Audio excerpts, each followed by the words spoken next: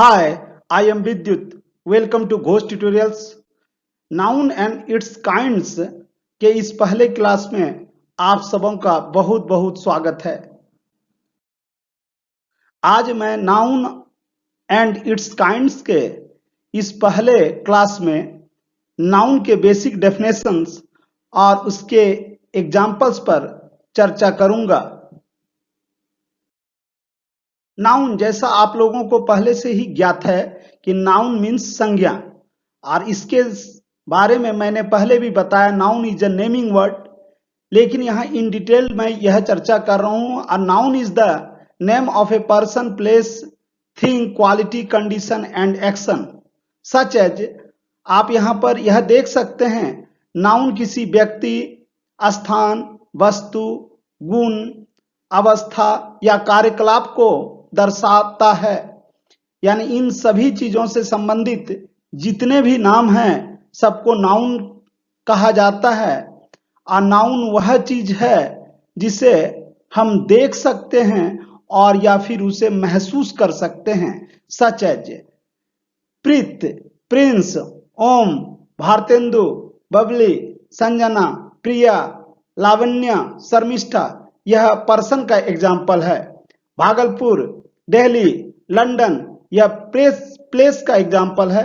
Bicycle, laptop, smartphone यह thing का example है।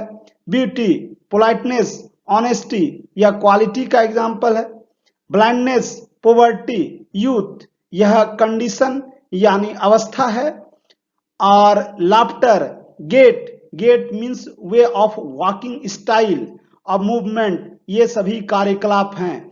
इस तरह से हम लोगों ने यहाँ पर देखा कि नाउन के अंदर person, place, thing, quality means गुण, और कंडीशन यानी दशा, और एक्शन से रिलेटेड शब्द को कंसीडर किया जाता है।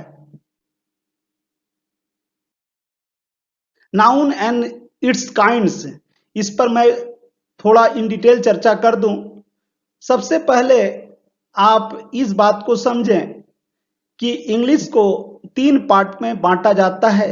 एक क्लासिकल, और दूसरा मिडाइवल, और तीसरा मॉडर्न।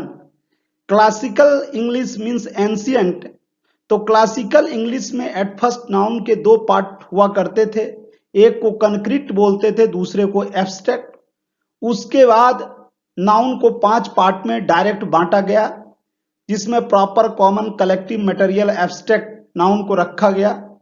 उसके बाद कुछ विद्वानों ने नाउन को 3 पार्ट में बांटा, प्रॉपर, काउंटेबल, अनकाउंटेबल। लेकिन इसको वर्ल्ड वाइडली एक्सेप्ट नहीं किया गया। फिर नाउन के 2 पार्ट हो गए, एक काउंटेबल और दूसरा अनकाउंटेबल। और मॉडर्न में नाउन के फिर 2 पार्ट हो गए, एक काउंट और दूसरा मास नाउन। लेकिन मैं यहां आपको जो कि मोस्ट यूजफुल वे है, जिससे आपको अधिक लाभ मिलेगा, उसके अकॉर्डिंग मैं यहां नाउन को 2 पार्ट में बांट रहा हूं। तो noun is divided into 2 parts. First one is known as countable noun and the other one is known as uncountable noun. Countable noun means गणनीय संज्ञा, which can be counted यानी जिसे गिना जा सके। और uncountable noun means अगणनीय संज्ञा, which can't be counted जिसे गिना ना जा सके। Further, countable noun is subdivided into 3 parts: proper noun, common noun and collective noun. Proper means व्यक्तिवाचक संज्ञा, कॉमन नाउन मीन्स जातिवाचक संज्ञा, कलेक्टिव नाउन मीन्स समूहवाचक संज्ञा। Uncountable noun further sub divided into 2 parts. First one is known as abstract noun means भाववाचक संज्ञा, and the other और last one is known as material noun means द्रव्यवाचक संज्ञा। Proper noun means व्यक्तिवाचक संज्ञा। It denotes a particular person, place or thing, जिससे किसी खास व्यक्ति, वस्तु या स्थान का बोध होता हो। यानी यह किसी खास व्यक्ति, वस्तु या स्थान को दर्शाता या इंगित करता है। Second one, common noun. Common noun means जातिवाचक संज्ञा। It denotes a class of noun, यानी जिससे जाति भर का बोध हो, इससे किसी वर्ग या समुदाय का बोध होता है, इसे हम जातिवाचक संज्ञा कहते हैं। सच एज, अब एक एक करके आप किसी खास व्यक्ति यानी पर्टिकुलर पर्सन, प्लेस और थिंग और क्लास ऑफ पर्सन, प्लेस और थिंग में अंतर समझेंगे ध्यान दे करके। जैसे सच एज में प्रॉपर नाउन में भारतेंदु, भारतेंदु है तो कॉमन नाउन में इसी यानी भारतेंदु एक लड़का का नाम हुआ, तो इस लड़कों के ग्रुप यानी 2 4 5 अगर लड़कों को रख दें तो उसको हम लोग क्लास में बॉय बोलेंगे। तो भारतेंदु प्रॉपर नाउन हो गया, जबकि बॉय कॉमन नाउन। उसी प्रकार वंदना एक लड़की का नाम है, तो वंदना प्रॉपर नाउन, जबकि गर्ल उस लड़की के गर्ल के क्लास को डिनोट कर रही है, तो ये गर्ल हो गई कॉमन नाउन। और गंगा, गंगा ये प्रॉपर नाउन हो गया, तो गंगा के बदले में कॉमन नाउन में रिवर आ जाएगा। भागलपुर इज अ टाउन, तो भागलपुर एक जैसे किसी खास जगह का नाम है, तो यहां उसके स्थान पर कॉमन में टाउन हो गया। पटना किसी खास जगह यानी सिटी का नाम है, तो उसके स्थान पर यहां सिटी हो गया। उसी तरह से बिहार प्रॉपर नाउन है, वह किसी खास स्टेट का नाम है, जबकि स्टेट में कोई भी स्टेट हो सकता है, ये कॉमन हो गया। इंडिया के स्थान पर यहां कॉमन में कंट्री हो जाएगा। एशिया के स्थान पर कंटिनेंट। और एंकर स्विच है, तो एंकर स्विच के स्थान पर यहां कॉमन में स्विच लिखेंगे। जर्सी काउ, जर्सी काउ के स्थान पर कॉमन में काउ लिखेंगे। घोष ट्यूटोरियल्स, घोष ट्यूटोरियल्स के स्थान पर यहां सिर्फ ट्यूटोरियल्स लिखा जाएगा। रेनॉल्ड्स बॉल पॉइंट पेन के स्थान पर सिर्फ यहां बॉल पॉइंट पेन लिखा जाएगा। और नटराज पेंसिल के स्थान पर यहां पेंसिल लिखा जाएगा, एटसेट्रा। अब यहां आप इसे इस तरह से समझ सकते हैं, जैसे पर्टिकुलर किसी एक व्यक्ति का नाम, सपोज कीजिए कि प्रॉपर नाउन में आप रखते हैं नरेंद्र मोदी, तो कॉमन में यह हो जाएगा प्राइम मिनिस्टर।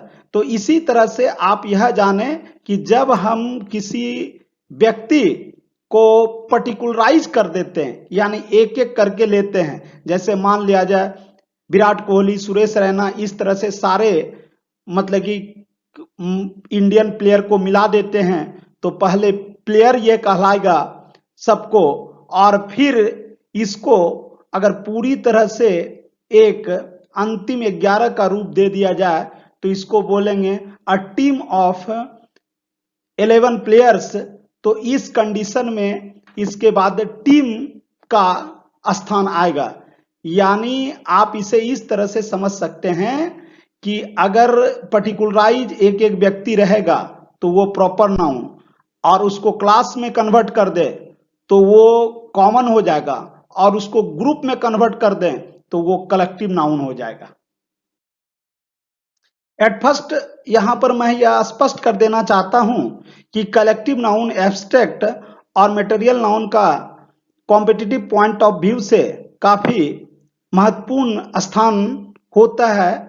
तो इसलिए इस तीनों टॉपिक पर मैं अलग से चर्चा करूंगा। यहां सिर्फ इसके जनरल डेफिनेशन और कुछ एग्जांपल्स पर बात कर लेता हूं, फिर वन बाय वन इसका इन डिटेल मैं चर्चा करूंगा। Collective noun, it denotes a group of persons or other creatures and collection of things। इसे आप इस तरह से समझ सकते हैं, जिससे समूह भर का बोध होता है, उसे समूहवाचक संज्ञा कहते हैं। इसमें व्यक्तियों के समूह, अदर क्रिएचर्स यानी दूसरे जानवरों के भी समूह या झुंड, और कलेक्शन ऑफ थिंग्स यानी वस्तुओं के संग्रह को भी रख सकते हैं, such as army, class, crew, crowd, team, bunch, bundle, fleet, galaxy, lock, herd, swarm, nest, flight, etcetera. Nest से यहाँ कुछ कंफ्यूजन हो सकता है अभी, लेकिन इसको मैं अपने अगले वीडियो में क्लियर करूंगा। नेस्ट का मतलब एक तो कॉमन नाउन में घोंसला भी होता है, लेकिन एक जैसे अ नेस्ट ऑफ एंड्स यानी चींटियों का झुंड, तो इस तरह से, या चींटियों का घोंसला भी इसको बोल सकते हैं। तो इस तरह से यहाँ ये कलेक्टिव में यूज होगा।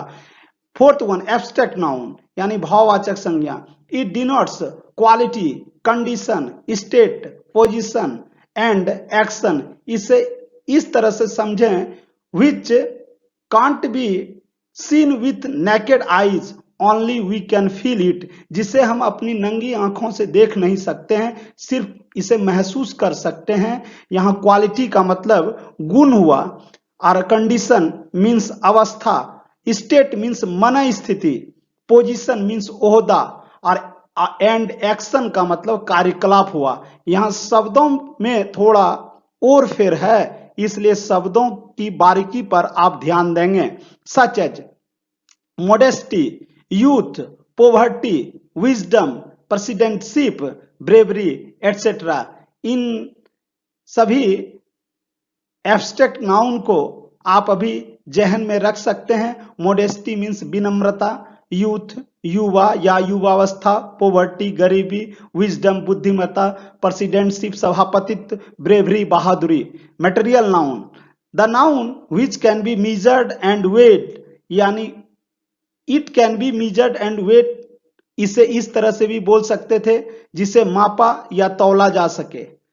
अब मापना, तौलना और नापना तीनों अलग अलग चीज है, इस पर मैं इन डिटेल चर्चा करूंगा। Such as sugar, rice, tea, coffee, oil, ghee etcetera. उम्मीद करते हैं कि अभी आप बेसिक चीजों को थोड़ा बहुत समझ पाए होंगे। अपने अगले वीडियो में मैं इन डिटेल कलेक्टिव नाउन पर चर्चा करूंगा। यदि आप रेगुलर रूप से इस क्लास को एंजॉय कर रहे हैं तो इसे लाइक, शेयर और घोष ट्यूटोरियल के चैनल्स को सब्सक्राइब करें। Don't forget to press the bell icon. Thanks for watching.